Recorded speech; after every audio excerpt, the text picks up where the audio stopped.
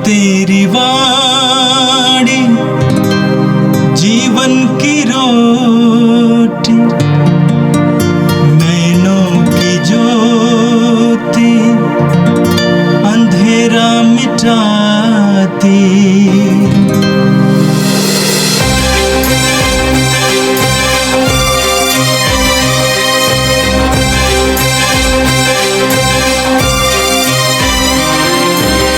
प्रभु तेरी वाणी जीवन की रोटी, नैनों की ज्योति अंधेरा मिटाती।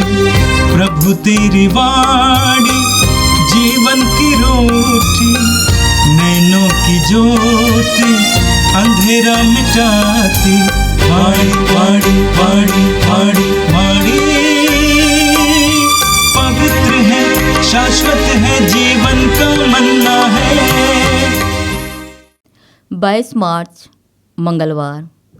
पहला पाठ नबी दानियल का ग्रंथ, अध्याय 3, पद संख्या 25, 34 और 43 तक। हमारा पश्चातापी हृदय और हमारा विनम्र मन तुझे ग्राह्य हो।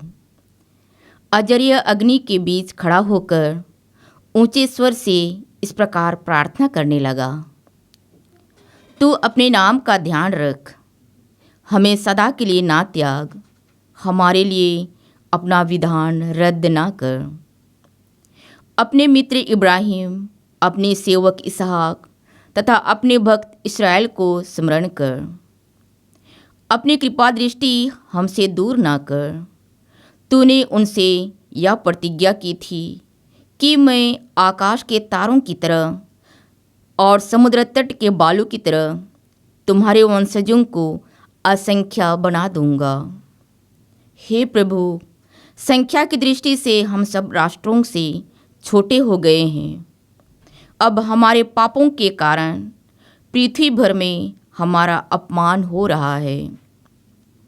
अब ना तो राजा है, ना नबी, ना नेता, ना होम, ना यज्ञ, ना बलि और ना धूपदान। कोई स्थान ऐसा नहीं जहाँ तेरी कृपा दृष्टि प्राप्त करने के लिए हम तुझे प्रथम फल अर्पित करें। हमारा पश्चातापी हृदय और हमारा विनम्र मन मेढ़ों तथा साढ़ों और हजारे पुष्ट भेड़ों की बलि जैसे तुझे ग्राह्य हो। आज तेरे लिए यही हमारा बलिदान हो। ऐसा कर कि हम पूर्ण रूप से तेरे मार्ग पर चलें, क्योंकि तुझ पर भरोसा रखने वाले कभी निराश नहीं होते। अब हम यह दृढ़ संकल्प करते हैं कि हम तेरे मार्ग पर चलेंगे, तुझ पर श्रद्धा रखेंगे और तेरे दर्शनों के लिए तरसते रहेंगे। हमें निराश ना होने दे, बल्कि हम पर अपनी सहनशीलता तथा महती दया प्रदर्शित कर। हे प्रभु, अपने अपूर्व कार्यों द्वारा हमारी रक्षा कर और अपने नाम को महिमान्वित कर। यह प्रभु की वाणी है। संत मत्ती के अनुसार प्रभु यीशु का पवित्र सुसमाचार, अध्याय 18, पद संख्याएं 21 से लेकर 35 तक। पेतरुस ने पास आकर यीशु से कहा, प्रभु, यदि मेरा भाई मेरे विरुद्ध अपराध करता जाए तो मैं कितनी बार उसे क्षमा करूं? 7 बार तक? यीशु ने उत्तर दिया, मैं तुमसे नहीं कहता 7 बार तक, बल्कि 70 गुना 7 बार तक। यही कारण है कि स्वर्ग का राज उस राजा के सदृश है जो अपने सेवकों से लेखा लेना चाहता था। जब वो लेखा लेने लगा तो उसका लाखों रुपए का एक कर्जदार उसके सामने पेश किया गया। अदा करने के लिए उसके पास कुछ भी नहीं था। इसलिए स्वामी ने आदेश दिया कि उसे, उसकी पत्नी, उसके बच्चों और उसकी सारी जायदाद को बेच दिया जाए और ऋण अदा कर लिया जाए। इस पर वो सेवक उसके पैरों पर गिरकर यह कहते हुए अनुनय विनय करता रहा, मुझे समय दीजिए और मैं आपको सब चुका दूंगा। उस सेवक के स्वामी को तरस हो आया और उसने उसे जाने दिया और उसका कर्ज माफ़ कर दिया। जब वो सेवक बाहर निकला तो वो अपने एक सह सेवक से मिला जो उसका लगभग 100 दीनार का कर्जदार था। उसने उसे पकड़ लिया और उसका गला घोंट कर कहा, अपना कर्ज चुका दो। सह सेवक उसके पैरों पर गिर पड़ा और यह कहते हुए अनुनय विनय करता रहा, मुझे समय दीजिए और मैं आपको चुका दूंगा। परंतु उसने नहीं माना और जाकर उसे तब तक के लिए बंदी गृह में डलवा दिया जब तक वो अपना कर्ज न चुका दे। ये सब देखकर उसके दूसरे सहसेवक बहुत दुखी हो गए और उन्होंने स्वामी के पास जाकर सारी बातें बता दी। तब स्वामी ने उस सेवक को बुलाकर कहा, दुष्ट सेवक, तुम्हारी अनुनय विनय पर मैंने तुम्हारा वो सारा कर्ज माफ़ कर दिया था। जिस प्रकार मैंने तुम पर दया की थी, क्या उसी प्रकार तुम्हें भी अपने सह सेवक पर दया नहीं करने चाहिए थी? और स्वामी ने क्रुद्ध होकर उसे तब तक के लिए जल्लादों के हवाले कर दिया जब तक वो कौड़ी कौड़ी ना चुका दे। यदि तुम्हें हर एक अपने भाई को पूरे हृदय से क्षमा नहीं करेगा तो मेरा स्वर्गिक पिता भी तुम्हारे साथ ऐसा ही करेगा। यह प्रभु का पवित्र सुसमाचार है। क्रिस्त प्रभु की जय। यीशु में मेरे प्रिय भाइयों बहनों, आज के पहले पाठ में जो दानियल के ग्रंथ से लिया गया था, हम सुनते हैं कि राजा नबूकदनेस्सर यहूदियों के धार्मिक विश्वास पर हमला करता है और अपने से एक झूठे देवता की मूर्ति बनाकर ये आज्ञा जारी करता है कि सारे यहूदी, सारे इस्राएली इस देवता की पूजा करे, उसे बलिदान चढ़ाए, उसकी आराधना करे। दानियल और उसके साथी अजरिया, शद्रक, मेशक, अबेदनगो, ये तीनों प्रभु के बड़े भक्त थे। उन्होंने राजा की आज्ञा का पालन नहीं किया, उसका उल्लंघन किया, क्योंकि ये उनके विश्वास के खिलाफ थी।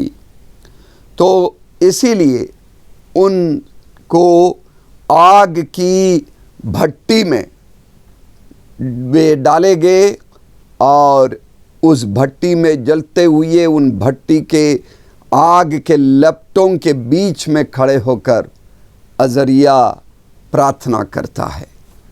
अजरिया की प्रार्थना हमारे लिए बहुत बड़ा नमूना है। अजरिया अपने लिए नहीं प्रार्थना करता है, अजरिया अपने साथियों के लिए नहीं प्रार्थना करता है।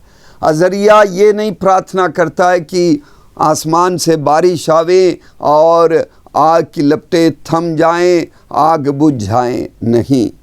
अजरिया पानी के लिए नहीं, राजा नबूकदनेस्सर को दंड देने के लिए प्रार्थना नहीं करता है। अजरिया प्रार्थना करता है अपने देश इस्राएल के लिए, इस्राएली लोगों के लिए प्रार्थना करता है। वो इस्राएल के लोगों को, उनके पापों को याद करता है। वो ईश्वर से क्षमा मांगता है, गलती को स्वीकार करता है। वो ईश्वर की करुणा को याद करता है। ईश्वर ने उसके पूर्वजों के साथ जो प्रतिज्ञा की थी, उस प्रतिज्ञा को वो याद करता है और ईश्वर ने उस प्रतिज्ञा के अनुसार जो भी कार्य किया, इस्राएली जनता के लिए जो महान महान अद्भुत कार्य किया, उन सारी बातों को याद करता है और ईश्वर को याद दिलाता है। और वो प्रार्थना करता है कि ईश्वर उसी तरह फिर से इस्राएली लोगों पर करुणा बरसाए। अजरिया, दानियल और उनके साथियों को नबूकदनेस्सर राजा ने ये आदेश दिया था कि वे उस झूठे देवता को बलिदान चढ़ाए, लेकिन उसके बदले में अजरिया प्रार्थना करता ईश्वर से, हमारा पश्चातापी हृदय और हमारा विनम्र मन मेढ़ों, साढ़ों और हजारों पुष्ट भेड़ों की बलि जैसे तुझे ग्राह्य हो। हमारे मन की, हमारे पश्चातापी हृदय और हमारा विनम्र मन को वो चढ़ाता है, और आज तेरे लिए यही हमारा बलिदान हो। ऐसा कर कि हम पूर्ण रूप से तेरे मार्ग पर चले, क्योंकि तुझ पर भरोसा रखने वाले कभी निराश नहीं होते। अजरिया प्रार्थना के माध्यम से एक संकल्प ले रहा है, प्रभु के मार्ग पर चलने का संकल्प, और शुद्ध मन, शुद्ध हृदय और निर्मल हृदय रखने का, अच्छी सोच रखने का संकल्प लेता है। आगे प्रार्थना करता है, अब हम ये दृढ़ संकल्प करते हैं कि हम तेरे मार्ग पर चलेंगे, तुझ पर श्रद्धा रखेंगे और तेरे दर्शनों की कामना करते रहेंगे। मेरे प्रिय भाइयों बहनों, अजरिया की यह प्रार्थना दानियल, शद्रक, मेशक और अबदनेगो के साथ उन लोगों ने मिलकर जो प्रार्थना की, यह हमारे लिए बहुत अच्छा नमूना है कि हम ईश्वर के सम्मुख हमारी प्रार्थना इस तरह की प्रार्थना हो। केवल निवेदन नहीं, ईश्वर से कुछ चीज़ें हासिल करने की या मांग करने की बात ना हो, लेकिन ईश्वर के मार्ग पर चलने, शुद्ध मन, निर्मल हृदय के और विनम्रता के व्यक्ति बनने का संकल्प हो।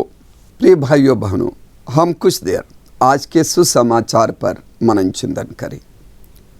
न्यूयॉर्क मैगजीन करके एक पत्रिका है, 9 मार्च 2015 को एक लेख उसमें छपा था। एक जानवरों के बीच किए गए एक अनुसंधान का रिपोर्ट था वो लेख।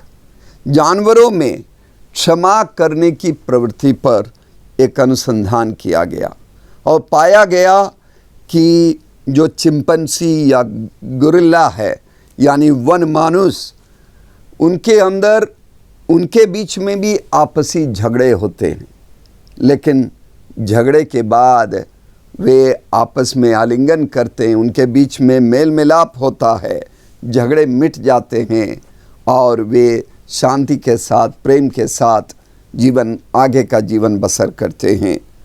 बकरे, लकड़बग्गे, ये सब भी इसी तरह का व्यवहार करते हैं।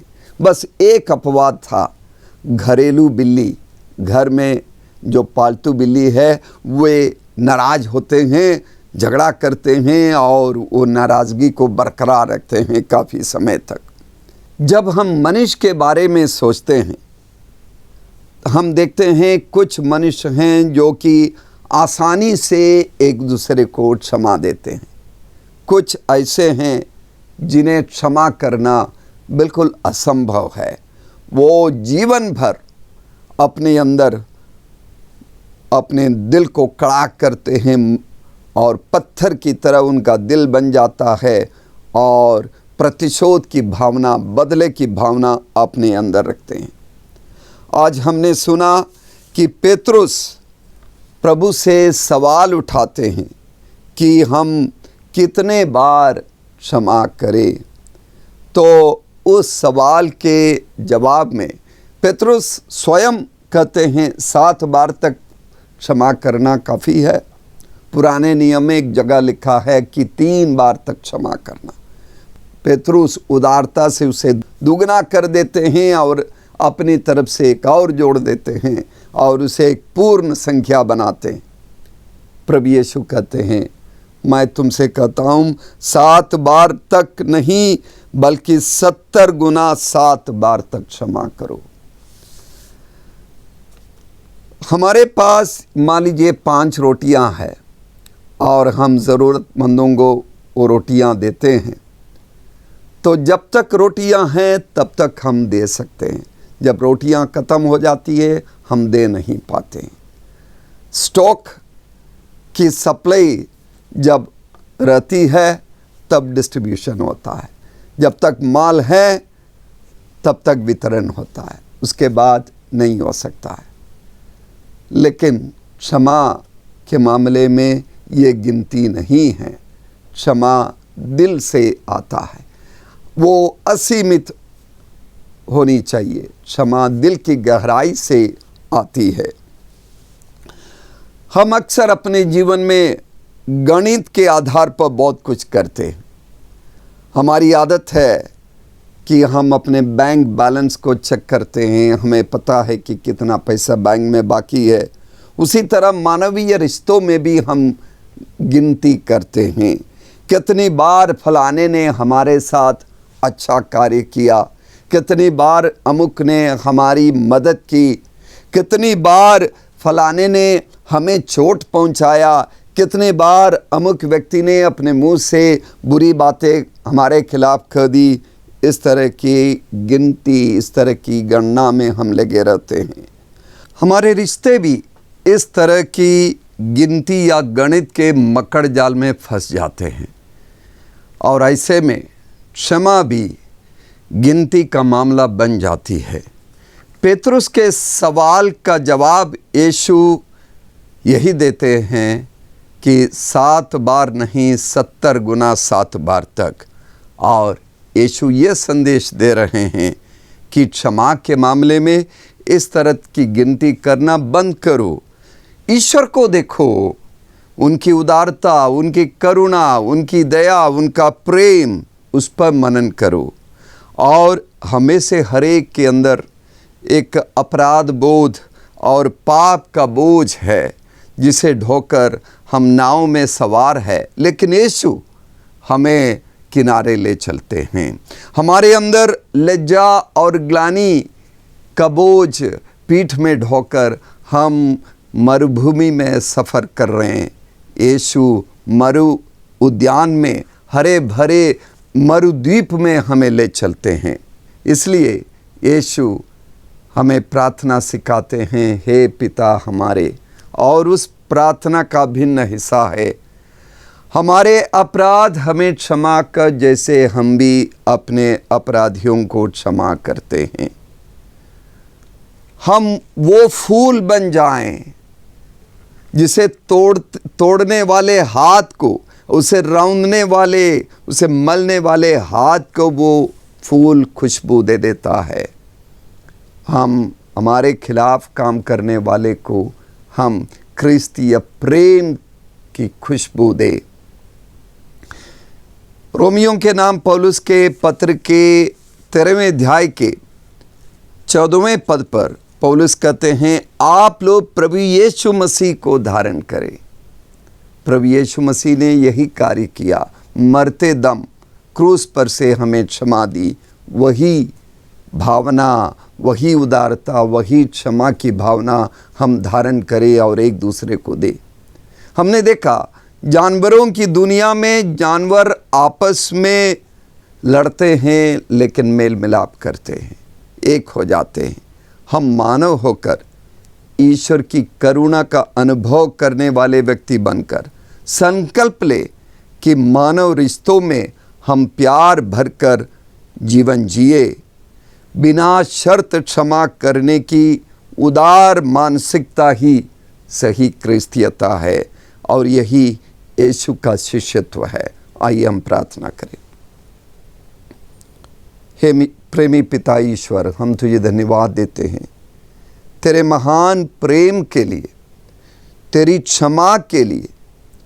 हम अपने हृदय में कृतज्ञता की भावना भरते हुए तेरी करुणा को याद करते हैं प्रभु। अजरिया की तरह हम प्रार्थना करते हैं पाप क्षमा के लिए, और तेरी करुणा को याद करते हुए हम एक दूसरे को करुणा दे सके, दया दे सके, प्रेम दे सके, क्षमा दे सके। हम विनम्र मन, शुद्ध हृदय और निर्मल मन के साथ जीवन जी सके। हमारे आपसी रिश्तों में, हमारे परिवार के अंदर, हमारे समूहों में, हमारे समाज में, हमारे पड़ोसियों के साथ हमारे रिश्ते में किसी तरह का अनबन ना हो, मनमुटाव ना हो। प्रेम रहे, प्रेम ही प्रेम रहे, क्षमा रहे, विनम्रता रहे और सहयोग की भावना रहे। ये प्रार्थना हम तुझसे मांगते हैं हमारे प्यारे प्रभु यीशु के द्वारा, आमीन। प्रभु तेरी वाणी जीवन की रोटी, नैनों की ज्योति अंधेरा मिटाती। वाणी वाणी वाणी वाणी वाणी पवित्र है, शाश्वत है जीवन का मन।